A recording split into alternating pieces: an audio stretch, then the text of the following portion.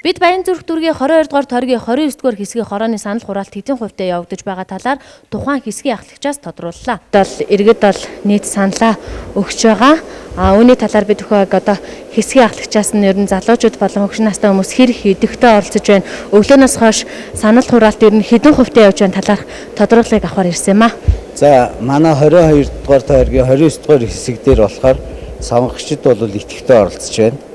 Энэс нийт 2620 сонгогч санал өгөх байгаа манай хэсгийн орон дээр. Тэрнээс одоо 16 цагийн байдлаар 1046 хүн санал өгчөөд байна. 40% эрсдэлтэй. Тэгээ эрэгтэй 500, эмэгтэй 546 хүн.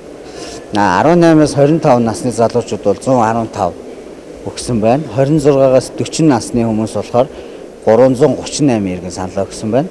41-ээс 55 настай хүмүүс болохоор 312, 56-аас дээш насны хүмүүс болохоор 281 санал өгсөн байна одоогийн байдлаар. Эрс бол энэ жил бол сайн байна. Хүмүүсийн итгэх бол сайн байна. Бид орж ирэхэд тайлбарлаад манайх 2 мандаттай болохоор 2 хүн саналаа дугуулаарай гэд хэлээ зөвлөж байгаа болохоор тийм хүчингүй санал бол одоогийн байдлаар гарсан юм байхгүй. Ганц 2 бол байна. Тэр хүмүүс бол яг нь настай хүмүүс андуурч эндүрч дугуулсан тохиолдолд дахин аваад дахин нэг удаа бид нэр хууцаа өгөөд саналаа дахиад өгч байгаа. Тийм асуудал байна. Залуучуудын оролцоо ер нь.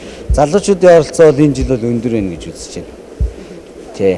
26-аас 40 насны залуучууд бол маш сайн оролцож байна. Хамгийн өндөр эрсдэлтэйгээр. Харин тус хорооны сонгогчдын хувьд маш их идэвхтэй оролцохыг залуучуудтай уриалж байгаагаа хэлж ирсэн юм аа. Тий, ер нь илүү найз нөхдүүд маань хүртэл яриалахын уцаар яриад чи саналаа өгч гинөө яасан бид нар саналаа өгсөн чи хаашаа явчих вэ гэж би лагерлаа явчаад ирж байна л гэсэн. Тэгэл дөнгөж бас бороо өргөтэй болохоор хүмүүс маань бас жоохон татраг байх шиг байна. Ер нь бол тиймэрхүү л юм. Залуучуудтай хандаад бас яриалаа байдаг. Ер нь залуучуудаа хэлэхэд одоо ер нь бидний үеийн ирээ үе шүү дээ тийм ээ. Ер нь бид нар л оролцохгүй бол өөр одоо хин оролцохын гэртээ хэвтээд байлгүй ер нь бороотой байсан чамаагүй ирээд саналаа өгөх төлөө ирээ сонгуулгаа гадаа нарсан чамаагүй саналаа өгөх зүгээр л шүү дээ. Ер нь бол бүгдээрээ л сайн идэвхтэй оролцож байна. Энэ одоо сонголтоос чинь улс орны хувь заяа ер нь цаашдаа яаж хөгжих үү гэдэг шалтгаална л гэж бодогдож байна. Тэгээ хүмүүс ер нь урд урдынхаагаа бодвол илүү сайн өгч явах шиг байна хараад байна.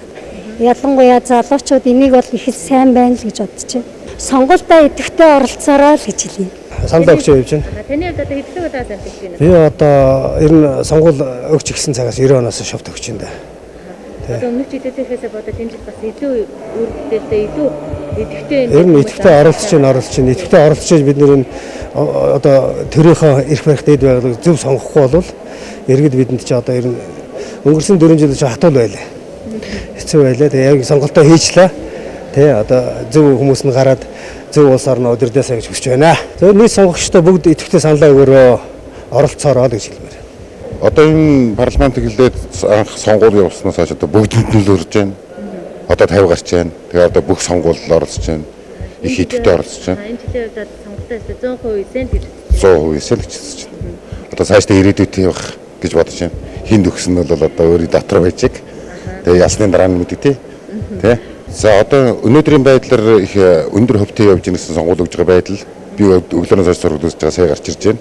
Тэгээ энэ бороо цаг агаарыг үл хамааран бүх монголчуудаа ирж өөрийнхөө хүсэлтээр өөрийнхөө сонгох ёстой хүнээ сонгороо гэж уриалж байна да. Энэ цаг агаарыг бити харуулзаараа. Норсон чамаагүй ирээд өгөөрэй гэж хэлье.